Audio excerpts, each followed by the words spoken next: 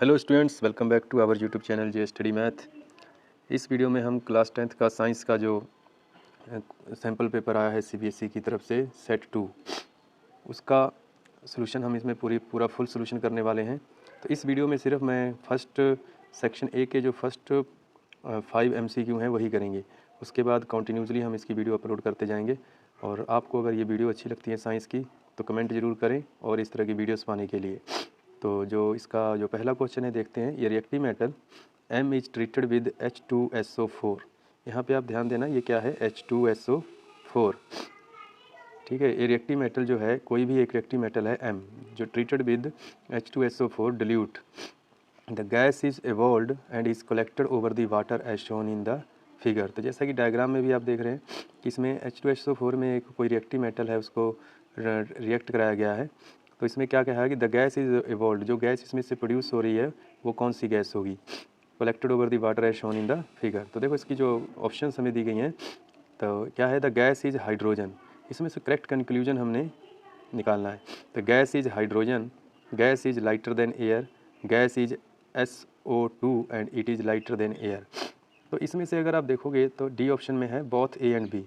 तो कौन सी, देखो द गैस इज हाइड्रोजन, जो गैस निकल रही है वो हाइड्रोजन है। क्यों हाइड्रोजन है?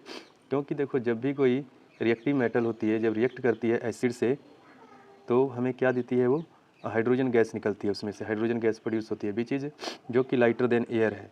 तो देखो यहाँ पे ए ऑप्शन और बी ऑप्शन दोनों क्या हो जाएंगी, ट्रू हो जाएंगी। तो इसलिए हमारे पास डी आंसर आएगा, बोथ ए एंड बी। तो जो इसका करेक्ट आंसर होगा वो क्या होगा, डी। क्योंकि अब आप ये याद रखना, जब भी कोई reactive metal, when any reactive metal, मैं इसका आंसर लिख देता हूँ आपको, when any reactive metal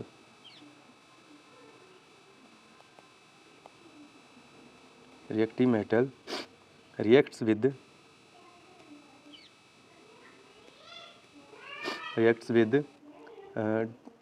with H2SO4 dilute, जब इससे रिएक्ट करती है तो इट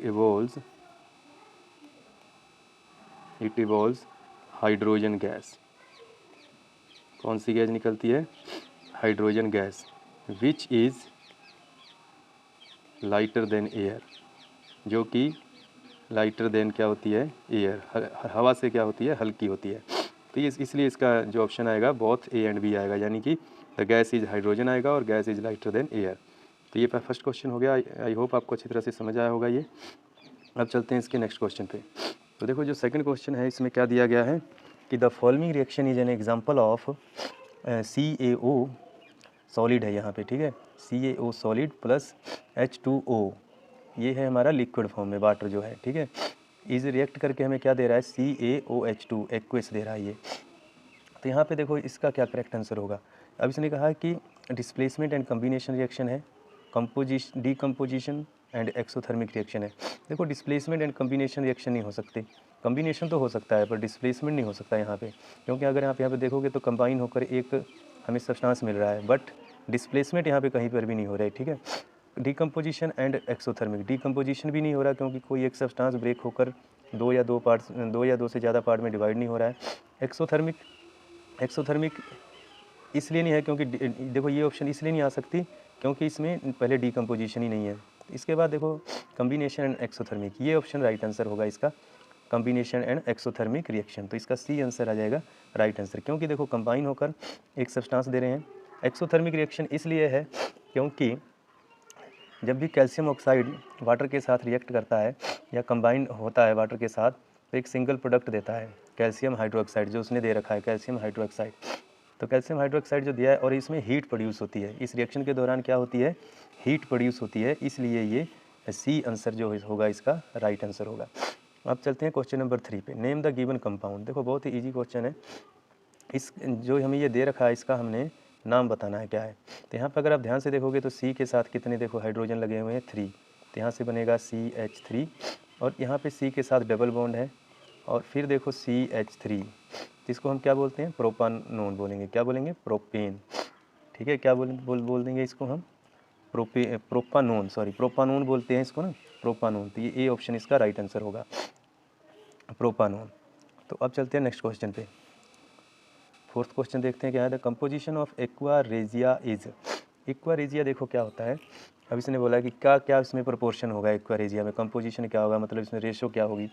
तो इसका जो यहाँ पे राइट आंसर होगा, देखो जो फर्स्ट ऑप्शन दी हुई है dilute HCl hydrochloric acid ratio concentrated with HNO3 3:1, ये नहीं हो सकता।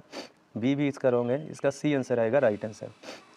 Concentrated HCl ratio concentrated HNO3 क्यों ये होगा, देखो इट इज़ हाईली कोरोसिव होता है। देखो ये एक तो हाईली कोरोसिव होता है, और जो HNO3 होता है क्या होता है, हाईली कोरोसिव होता है, और फ्यूमिंग लिक्विड फ्यूम करता है।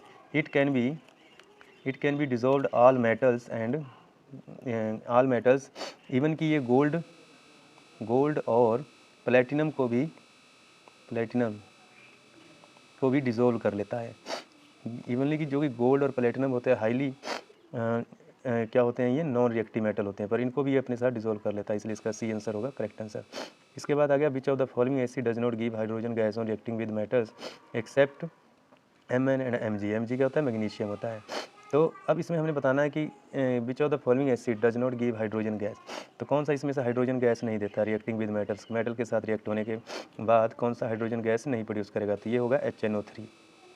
ये क्या होगा, HNO3। तो इस तरह से इस वीडियो में मैंने फर्स्ट 5 MCQ कंप्लीट किए हैं।